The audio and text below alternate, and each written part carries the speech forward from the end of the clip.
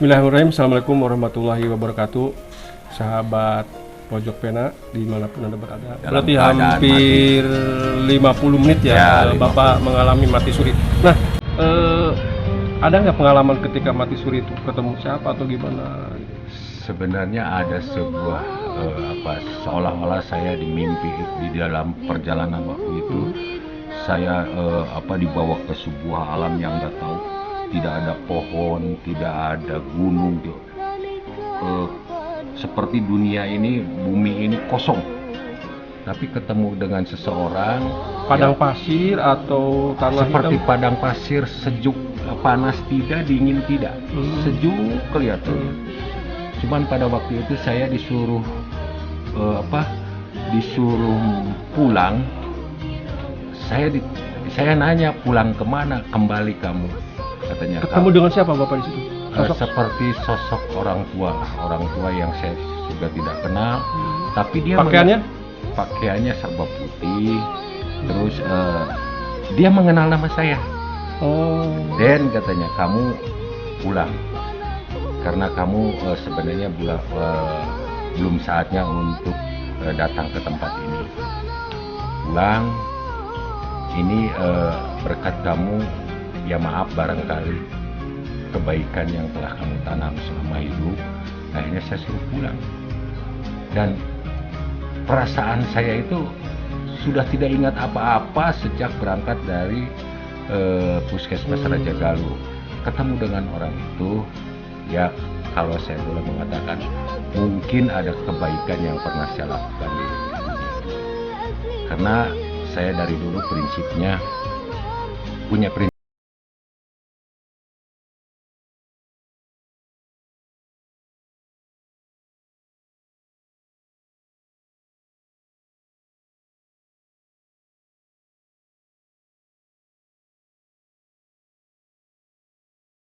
yang demi kepentingan orang lain. Barangkali Bapak sendiri tahu, saya bergerak di berbagai kegiatan, tidak mendapatkan apa-apa, tetapi tujuannya adalah mencari manfaat. Saat Anda di sebuah padang pasir tersebut yang luas tersebut ya, apakah Anda seperti melihat, diperlihatkan tidak seperti ini siksaan ini? Tidak. Hanya padang pasir yang tidak kelihatan ujungnya. Sejuk, panas tidak, gelap tidak. Sepertinya sejuk saja, ya? Indah banget. Katanya tempat yang Anda tempati itu berkat karena sodako gitu ya? Ya, mungkin ada sodako barangkali, atau ada orang yang pernah ditolong merasa puas, atau mungkin pokoknya ada nilai kebaikan kamu pulang. Hanya belum saatnya. Kalau ada orang yang menerjemahkan sih, ya Allah alam ya, ada orang hianat sama saya, katakanlah apakah saya diguna-guna atau bagaimana, tapi mungkin belum saatnya saya meninggal. Ditolonglah sama orang tua tersebut. Nah, setelah kejadian itu apa makna atau apa yang bisa Bapak pelajari dari kejadian yang menimpa Bapak ini setelah itu? Semakin yakin bahwa dengan melakukan kebaikan di bumi ini, sekecil apapun tindakan kebaikan atau keburukan, Allah akan balaskan. Mungkin saya ada sebuah perilaku atau tindakan yang dianggap baik sehingga bisa menolong di saat saya mendapatkan kesulitan. Sebab menurut pemikiran saya pada waktu itu, saya menghadapi sebuah kesulitan yang dimana barangkali belum waktunya mati, lalu ada orang yang mengharapkan saya mati. Seperti itulah, karena kebodohan saya dalam menafsirkan mimpi itu. Sehingga saya selalu memberikan saran kepada orang lain, berbuatlah. Sebab dengan perbuatan itu akan menghasilkan apapun yang kita lakukan. Gitu. Ya mungkin kalau kita bisa petik ya dari pelajaran mati surinya Pak Deden ini, mungkin sesuai dengan dalam Al-Quran, bahwa Allah akan membalas sebesar apapun amalan kita ya, baik maupun amalan baik maupun amalan buruk. Dan mungkin kita harus percaya bahwa kullu nafsin dha'iqatul maut, bahwa setiap makhluk hidup itu akan mati. Mungkin dalam perbincangan ini teman-teman bisa ambil hikmahnya bahwa kita tidak akan selamanya ada di dunia, tapi kita akan yakin akan menghadap Allah dengan kematian tersebut. Dan persiapan harus dilakukan dari sekarang. Artinya dengan menabur amal baik ya. Sebenarnya cerita tadi belum selesai. Masih ada. Seperti gimana? Kata anak saya masuk ICU itu pukul 2. Sampai di ruangan ICU itu pukul 2 dan saya sadar pukul 2 pagi, saya sadar pukul 2 siang. Hampir 12 jam, 24 jam. 12 jam.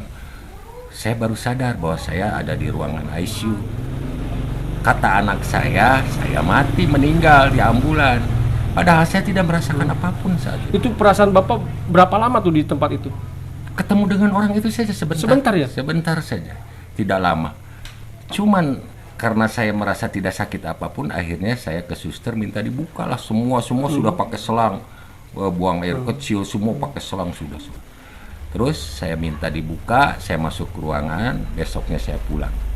Anehnya setelah pulang sampai rumah, pas maghrib saya meninggal lagi. Allah Akbar, berarti 2 kali meninggal. 2 kali meninggal, cuman tidak lama, itu hanya 15 menit. Orang sudah ramai pada nangis bahwa saya di rumah sakit tadi meninggal, hidup lagi. Terus datang ke rumah tuh sekitar jam 4 jam 5 sore. Pas maghrib, saya mau maghrib, meninggal lagi 15 menit kata anak saya. Udah mau diumumkan di masjid, terus di pada mijit apa bagaimanalah, akhirnya hidup lagi dan alhamdulillah sampai sekarang hidup lagi. Subhanallah ya, itu kuasa Allah ya. Yang saya pas meninggal yang kedua itu ada pengalaman spiritual nggak? Sebenarnya tidak ada, cuman ada sebuah keyakinan pada waktu itu. Sebab begini, kakek itu memberi saran, lakukan apa yang pernah kamu lakukan karena ini yang menolong kamu adalah kebaikan kamu. Nah, dengan dasar itu saya pas terasa itu mau meninggal saya. Gimana rasanya sebenarnya? Sakit atau gimana? Karena ada, kalau dalam satu hadis kan bahwa seperti ditusuk. Enggak, ini matinya mati seperti sesak napas. Saya sadar, saya dengar dari anak saya tadi kemarin itu meninggal, saya sadar bahwa saya akan meninggal pada saat itu. Akhirnya apa yang saya bisalah saya baca doa-doa dan lain sebagainya. Katanya sudah meninggal, semua sudah menangis, keluarga semua sudah menangis, bahkan tetangga udah rame dan hidup lagi. Artinya hanya sebuah keyakinan bahwa saya kalau memang belum saatnya amah saya ditentukan meninggal, saya tidak akan meninggal. Itu saja. Yang kedua meninggal mah, yang mati suri kedua mah hanya sebuah keyakinan. Dan saya akhirnya beritekad tidak akan pernah berhenti untuk melakukan sesuatu yang punya nilai dan manfaat bagi orang lain. Karena hanya itu barangkali yang menjadi amal. Ya, mungkin sahabat-sahabat di rumah,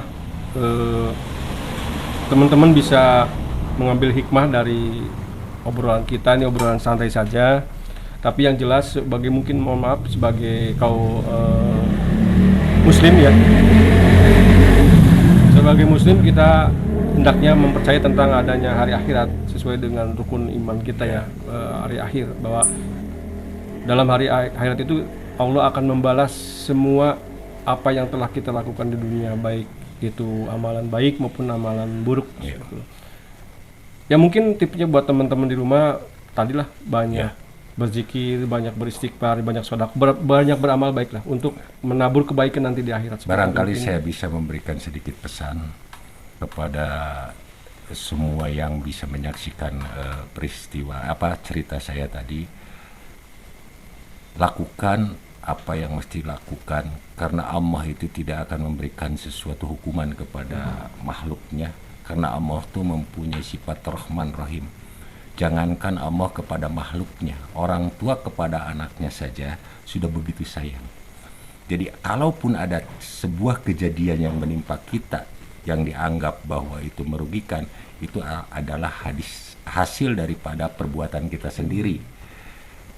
Artinya di sini dengan kejadian itu semakin yakin, pertama ada sebuah kehidupan akhirat Yang kedua, bahwa dengan berbuat baik dengan sesama itu akan berbuah baik akan berbuah baik, bahkan ditolong. Ditolong sampai 2 kali kejadian. Mungkin sosok orang tersebut mungkin amal baik kita mungkin. Barangkali saya tidak tahu, tapi dia mengenal saya tidak mengenal beliau. Begitu barangkali. Baik, untuk liputan kali ini saya cukupkan sampai di sini.